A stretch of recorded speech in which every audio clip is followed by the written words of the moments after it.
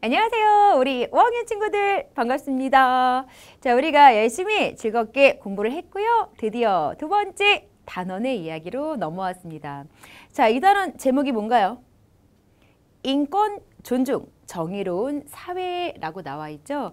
여러분 평소에 인권이라는 말 들어봤나요? 요즘엔 뭐 아동 인권, 청소년 인권, 학생 인권 이런 말도 나오곤 하는데 다 여러분과 관련된 인권이에요. 인권 도대체 뭘까요? 자, 가장 단순하게 인권을 설명하면요. 인간으로서 누려야 될 권리입니다.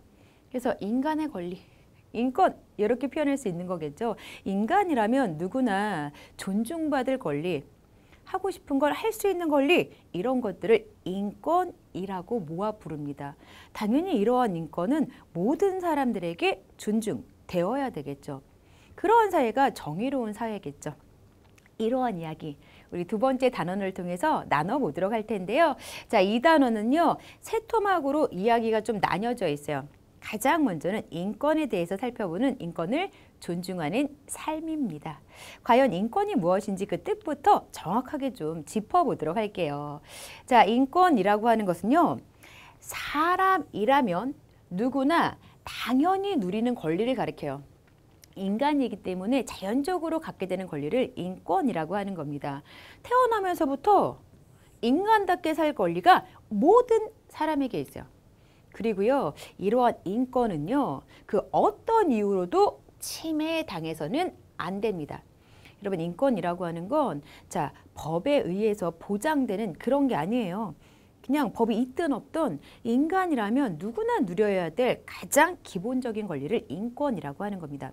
근데 더러더러 사회에서 인권 침해 일들이 벌어지다 보니까 그럴 경우에 침해당해서는 안 되는 이런 인권을 제대로 보장하기 위해서 인권을 보호할 수 있는 여러 장치들이 법과 관련지어서 만들어진 것일 뿐 법에 의해서 보장되기 이전부터도 사람은 태어나면서부터 인권이라는 걸 갖고 태어납니다. 자, 태어날 때부터 갖는 거예요. 사람이기 때문에 존중되는 그런 기본적인 권리가 인권이라는 거죠. 근데 아직까지도 인권 좀 추상적으로 느껴질 텐데요. 선생님이요. 생활 속에서 인권이 보장되는, 인권이 존중되는 사례를 좀 보여드릴게요. 자, 첫 번째, 키가 작은 어린이들을 위해서 화장실에 낮은 세면대가 설치되었어요.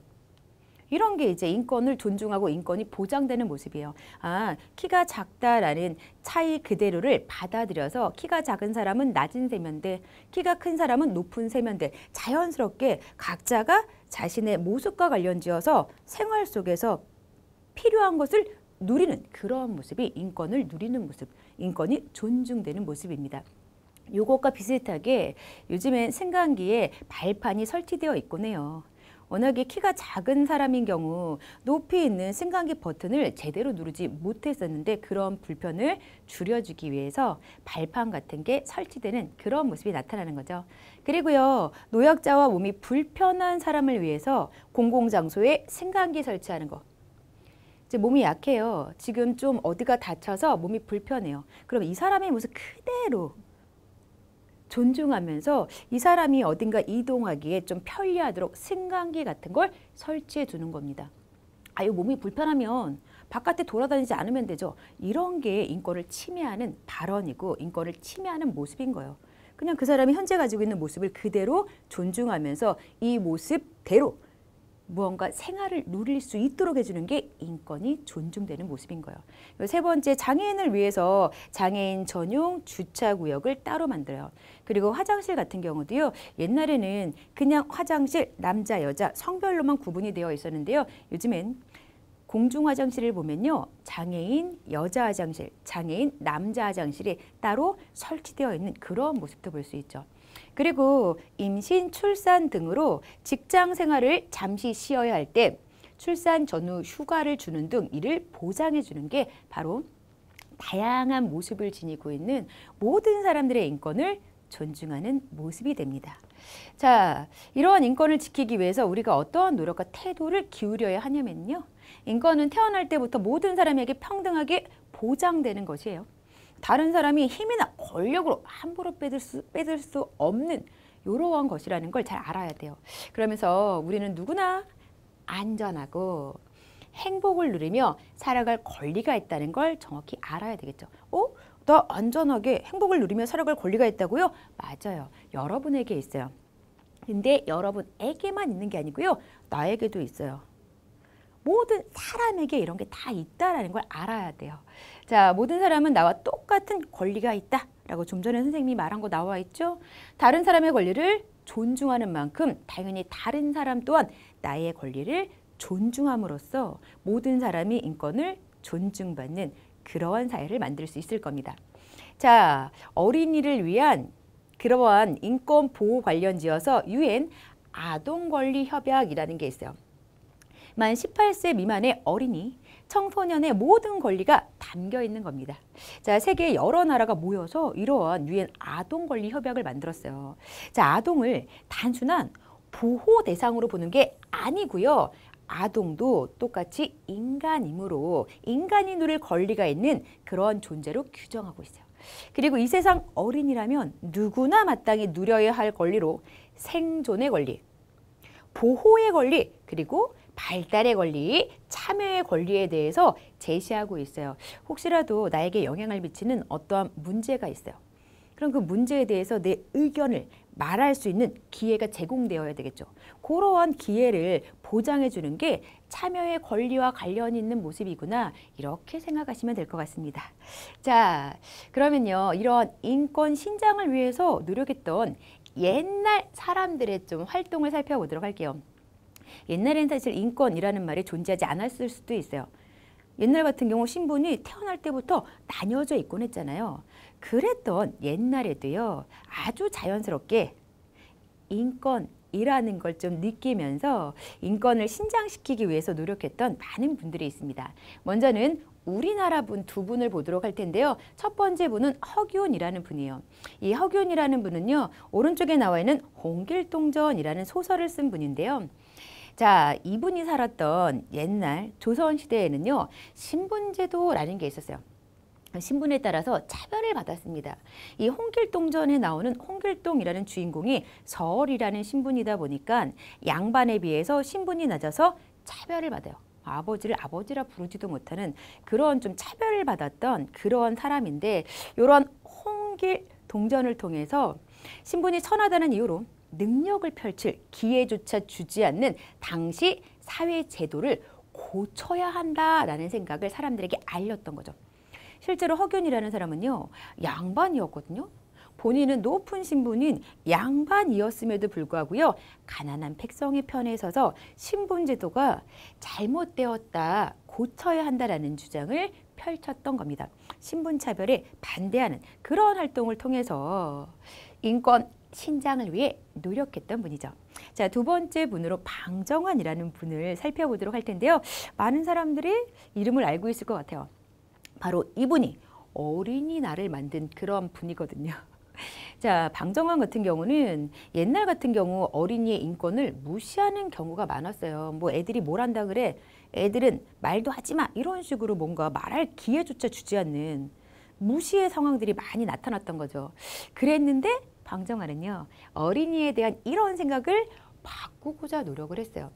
그래서 모든 어린이가 꿈과 희망을 품고 행복하게 자라길 바라는 마음을 담아서 어린이날을 만들게 된 겁니다. 자, 1923년 제1회 어린이날 선전문의 일부를 좀 살펴보도록 할게요.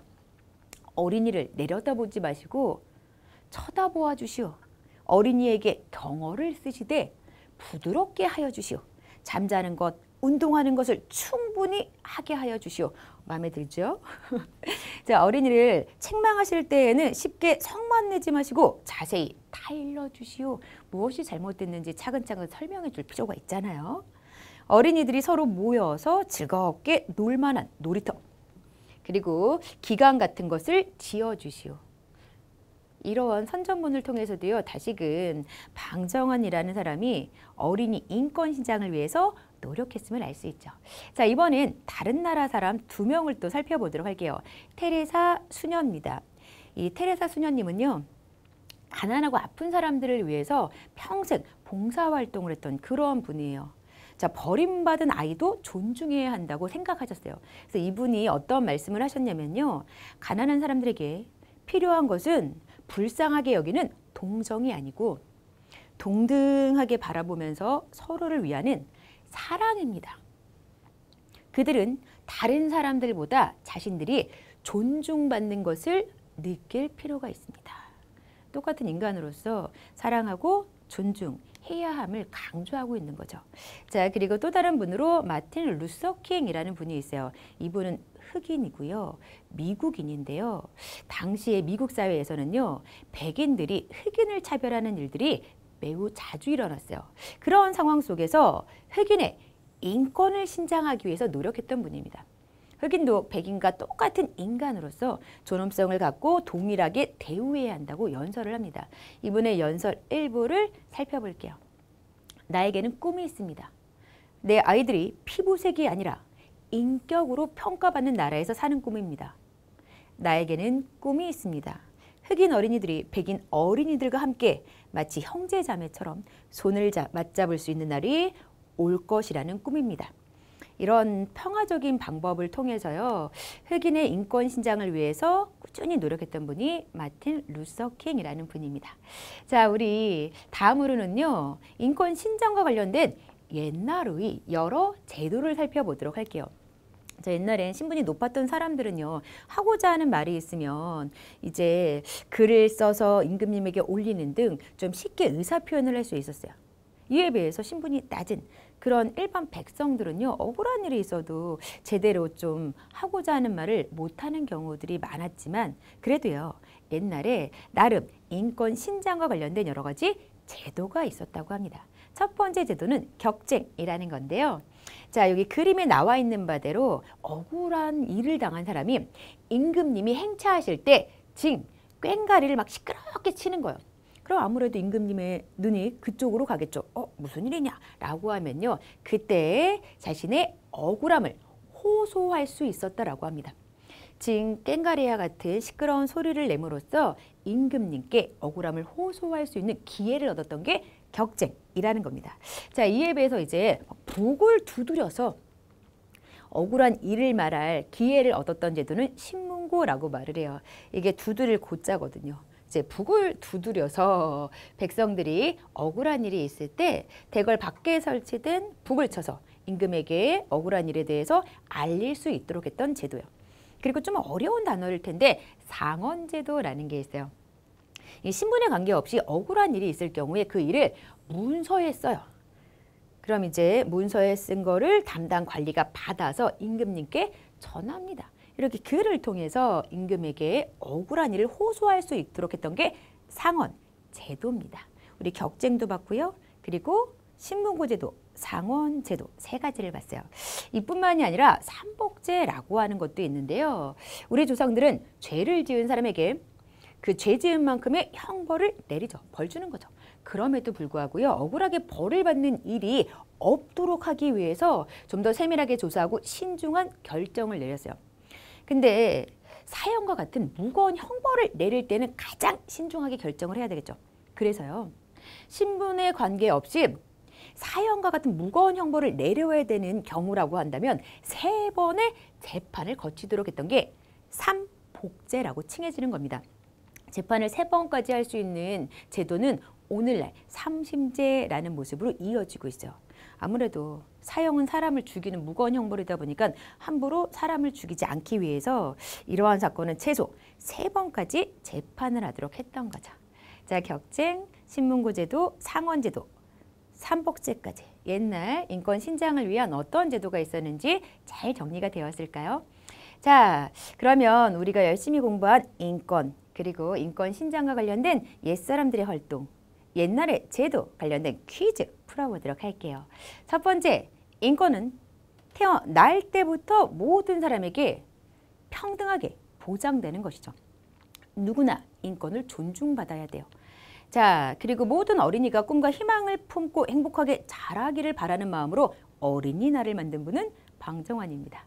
자, 마지막이요. 백성들이 억울한 일을 당했을 때 대궐 밖에 설치된 북을 쳐서 임금에게 알리던 것을 신문고 제도라고 말하죠. 자, 우리 친구들 이번 이야기 모두 마무리가 되었네요. 열심히 공부하느라고 수고 많았습니다.